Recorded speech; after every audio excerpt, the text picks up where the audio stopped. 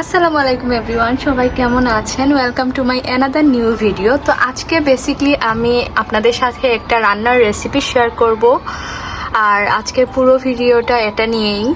So ভাবলাম কুরবানি ঈদ গিয়েছে, আমি একটা বিরিয়ানি রেসিপি আপনাদের সাথে শেয়ার করি, একদম আমার মতো করে। আমার রেসিপি আপনারা বলতে পারেন, এটা প্রপার কোনো বিরিয়ানি রেসিপি কি না সেটাও আমি কনফার্ম না। আসলে আমি জাস্ট আমার মতো করে আমার স্টাইলে রান্না করি, সেটাই আমি আপনাদের সাথে শেয়ার করব। তো এখানে আমি সব কিছু একসাথে খুব সুন্দর করে গুছিয়ে রেখেছি, যাতে আপনাদেরকে একে একে আমি সব কিছু ডিটেলসে বলতে পারি। তো ফার্স্টে এখানে আমি নিয়েছি বাসমতি রাইস। এটা আমি 2 কাপ পরিমাণে বাসমতি রাইস নিয়েছি। আমি এটা ভালো করে ধুয়ে পানি ঝরিয়ে রেখেছি। দেন আছে এখানে বিফ। এখানে আমি প্রায় 700 গ্রামের মতো গরুর মাংস নিয়েছি। তারপরে এখানে আছে আদা রসুন বাটা, আর এখানে আছে পেঁয়াজ কুচি, গাজর কুচি, আলু, কাঁচামরিচ আমি মাঝখান দিয়ে একটু এইভাবে চিড়ে নিয়েছি। দেন এইখানে আছে একটা সিক্রেট মশলা, এখানে কি কি আছে এটাও আপনাদের সাথে শেয়ার করছি। এখানে আছে পেঁয়াজ কুচি, আদা কুচি, গোটা জিরা আমি কিছুক্ষণ পানিতে ভিজিয়ে রেখেছি, তারপরে এখানটায় অ্যাড করেছি। তারপরে আছে কাঁচামরিচ, আমি কয়েকটা কাঁচামরিচ এখানে ভেঙে দিয়েছি। আর এটা আমি এখন ব্লেন্ডারে ব্লেন্ড করে নেব খুব ভালো করে। তারপরে এখানে আছে আমার গুঁড়া মশলাগুলো। এখানে আছে কিশমিশ, তারপরে আছে জিরে গুঁড়ো, এটা হচ্ছে গরম মশলার গুঁড়ো, ধনে গুঁড়ো, মিট মশলা, গোটা 5 ফোড়ন, তেজপাতা। এখানে আছে বিরিয়ানি মশলা। আমি কিন্তু সব সময় বিরিয়ানি মশলার পুরো প্যাকেটটা আমি ইউজ করি না। আমি যদি আপনাদের বলি, আমার 1 প্যাকেট বিরিয়ানি মশলা দিয়ে আমি 5-6 বার বিরিয়ানি রান্না করে ফেলতে পারি। মানে আমি পুরোটা ইউজ করি না, সব সময়ই আমি এরকম একটু করে নেই বিরিয়ানির মশলার প্যাকেট থেকে। তারপরে এখানে আছে কাজু বাদাম পেস্ট, আর এখানে দারুচিনিটা মিসিং আছে, ওইটাও আমি অ্যাড করে নিব। আর লবণটাও মিসিং আছে, তো ওইটা আমি যখন রান্না করব তখন দিয়ে দিব। তো এই হচ্ছে আমার টোটাল ইনগ্রিডিয়েন্টস। এই যে এবং ফার্স্টে হচ্ছে এটা আমি পেস্ট করে নিব ব্লেন্ডারে। তো এই যে এখানে আমি দারুচিনিটা অ্যাড করে নিয়েছি, আর কয়েকটা গোলমরিচও নিয়েছি, আর এখানে অল্প একটু করে আমি গোলমরিচের গুঁড়াও নিয়েছি। এটা হচ্ছে সাদা গোলমরিচের গুঁড়া। সো এই যে এইটাও আমার পেস্ট করা ডান, একদম কালারটা আপনারা দেখতেই পাচ্ছেন কীরকম হয়েছে। তো এবার আমি বাকি রান্নার প্রসেসটা শুরু করব। সো এবার আমি রান্নাটা স্টার্ট করব। এখানে আমি ফার্স্টে চুলাটা অন করে দিব, তারপরে এখানটায় দিয়ে দিব পর্যাপ্ত পরিমাণে তেল। তেলটা আস্তে আস্তে গরম হতে থাকবে। দেন আমি বাকি মশলাগুলো দিব। সো তেলটা গরম হয়ে গিয়েছে। এবার ফার্স্টে আমি এখানে পেঁয়াজ দিয়ে দিব, আর এই গাজর, আলু আর এই কাঁচামরিচটা আমি একদম শেষে দিব। মানে যখন মাংসটা প্রায় 70% কুক হয়ে যাবে তখন আমি এই 3টে জিনিস অ্যাড করব। পেঁয়াজটা দেওয়ার পরে এটা আমি একটুখানি সতে করে নিব।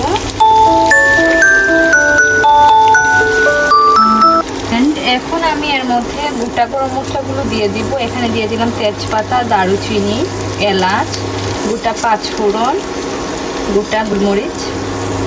সেই সবগুলো একসাথে এখন দিয়ে দিলাম আমি। দেওয়ার পরে আমি ভালো করে এটা ভেজে নিব।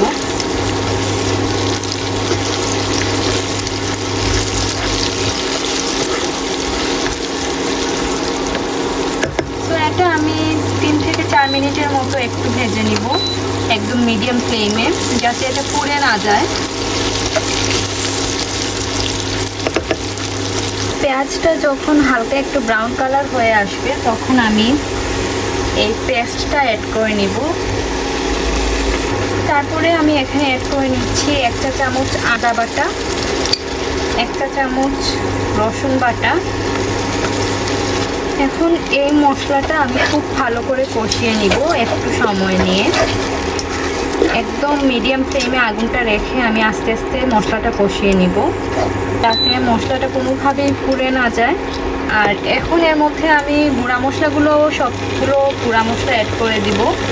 ফার্স্টে দিয়ে দিব এখানে লবণ, লবণটা আমি ফার্স্টে অল্প করেই অ্যাড করব, যদি পরে প্রয়োজন হয় তাহলে আমি অ্যাড করে নিতে পারবো।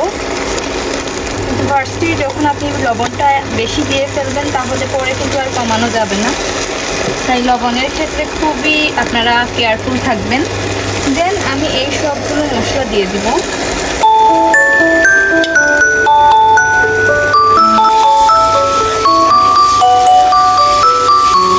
আমি কিন্তু এই মশলাটাতে কোনো হলুদের গুঁড়ো বা কোনো মরিচের গুঁড়ো ইউজ করিনি, আপনারা দেখেছেন।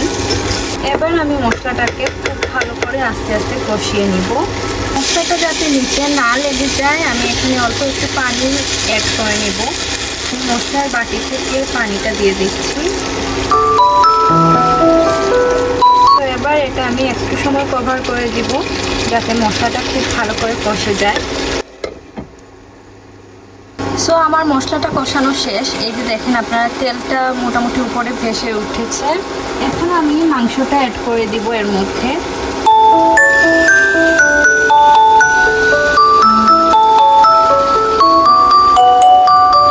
ভালো করে আমি মিক্স করে নেব। আর এখানে আমি আপাতত কোনো পানি অ্যাড করব না, কারণ মাংস থেকে প্রচুর পরিমাণে পানি বের হবে। ওই পানি দিয়েই মাংসটা হাফ বয়েল হয়ে যাবে। এখন আমি জাস্ট মিক্সড করে ঢাকা দিয়ে প্রায় 40 মিনিটের মতো এটা রান্না করে নিব। যেহেতু গরুর মাংস সিদ্ধ হতে একটু সময় নেয়, তাই আমি একদম মিডিয়াম আগুনে আমি 40 মিনিটের মতো এটা রান্না করে নিব। আর একটু সময় পর পরে আমি এটা ঢাকনা তুলে নেড়ে দিব। মাংসটা তাড়াতাড়ি সেদ্ধ হওয়ার জন্য এখানে আমি অল্প একটু চিনি অ্যাড করে নিব, তাতে করে মাংসের কালারটাও সুন্দর আসবে আর মাংসটা খুব তাড়াতাড়ি সেদ্ধ হয়ে যাবে। সো এই যে দেখেন মাংস থেকে প্রচুর পরিমাণে পানি বের হয়েছে। এবার এটা আমি একবার নেড়ে দিব।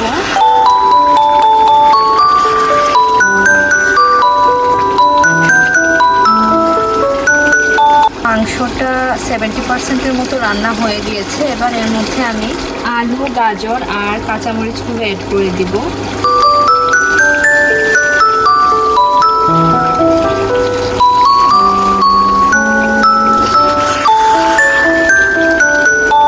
এবার আলুগুলো একটু সেদ্ধ হয়ে গেলেই আমি এখানে চালটাও অ্যাড করে নেব।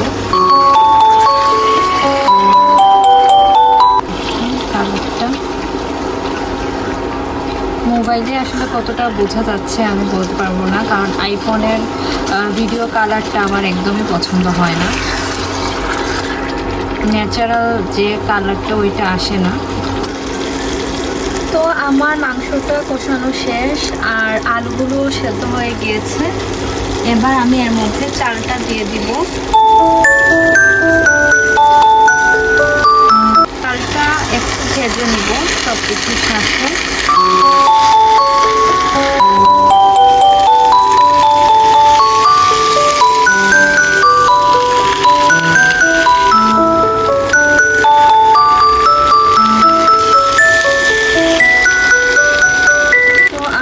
চালটা মোটামুটি ভাজা হয়ে গিয়েছে। এখন আমি যেটা করব, এখানে আমি পরিমাণ মতো পানি দিব। তো পানি দেওয়ার আগে এখানে আমি 1 কাপ দুধ নিয়েছি। 1 কাপ দুধের মধ্যে আমি আবার 3 চামচ ডানো পাউডার অ্যাড করেছি। এবার এটা আমি এখানে দিয়ে দিব। 2 কাপ চাল ছিল, তাই আমি এখানে 4 কাপ পানি দিব। 1 কাপ যেহেতু দুধ দিয়ে দিয়েছি, তাহলে আমি আবার 3 কাপ পানি দেব এর মধ্যে। পানি দিয়ে দিয়েছি পর্যাপ্ত পরিমাণে। এবার আরও 3টে গোটা মরিচ দিয়ে দিলাম, আরও কয়েকটা কিশমিশও দিয়ে দিব। এই ঢাকা দিয়ে দিয়েছি। এবার এই ছিদ্রটাও বন্ধ করে দিব। সো এবার আমার ভাতটা মোটামুটি সেদ্ধ হয়ে গিয়েছে 95%। এই পর্যায়ে আমি বিরিয়ানিটাকে দমে বসিয়ে দিয়েছি, মানে অন্য একটা প্যানের উপরে আমি বিরিয়ানিটাকে বসিয়ে দিয়েছি।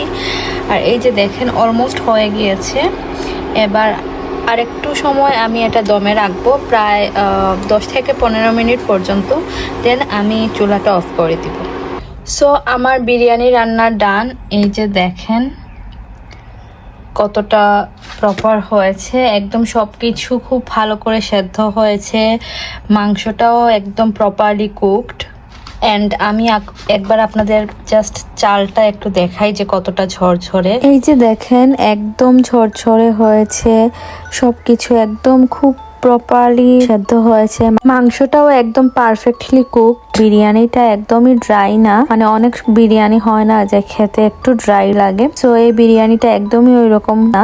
তো আপনারা অবশ্যই বাসায় ট্রাই করবেন যদি রেসিপিটা ভালো লাগে। একদম সিম্পল একটা রেসিপি, একদম মিনিমাল যে ইনগ্রিডিয়েন্টস গুলো লাগে ওইগুলো দিয়েই একটা সিম্পল রেসিপি। আপনারা অবশ্যই বাসায় ট্রাই করবেন। অনেকেই বিরিয়ানি রান্নাটা জানে, আমি জানি, আমার থেকেও অনেক ভালো করে হয়তো রাঁধতে পারে। যারা একদমই রান্না করতে পারো না কিন্তু একটা ভালো বিরিয়ানি রাঁধতে চাও বা বানিয়ে খেতে চাও, তারা এই রেসিপিটা ট্রাই করবে।